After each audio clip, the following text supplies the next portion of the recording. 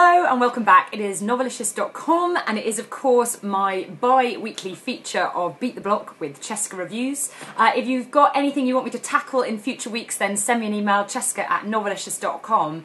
But for now, I'm going to introduce you to my inspiration for this week.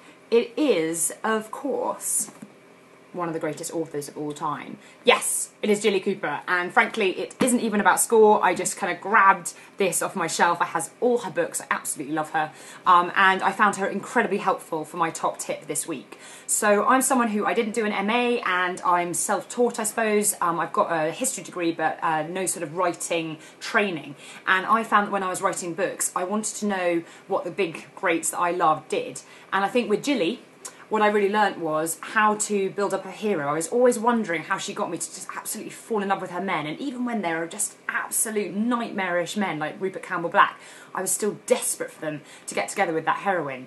And I went back and I sort of deliberately looked just specifically at those moments where they appeared and watched what she did. And I think what I learnt a lot was that the heroes in the scenes often observed the heroine doing things. So it was often that idea that sort of they were watching, and it was all very exciting. So that's what I took away from Jilly, and it helped me, I think, a great deal to try and show the reader sort of that through his observations that this guy was in love with her, and I found that really, really helpful. Another thing that I did with books was I wanted to know how to structure a novel and what structures I thought worked best and what was really pacey. So I went to books like Sister and Before I Go to Sleep and things like that, and thought, okay, they were real page-turning reads, so books that I was just like desperate to get to the end to.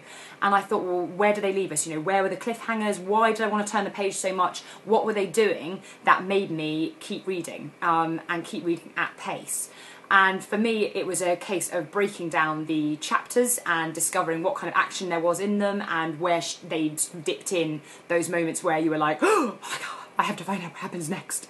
So I would say go off. You know, we're all writing books we want to write, but I'm sure that you've got inspiration from other books. Go to your favourites and break them down. Have a look. You know, have they written a beautiful character? Why? Like, go and find out what they actually did. Go and look at the mechanics of it, and I do think that we can sort of teach ourselves so much. So there you go. It is this week's Beat the Block with Cheska Reviews, and as I said, do check out www.novelicious.com for all our reviews and interviews and features and giveaways, and generally just if you're bored. See you later.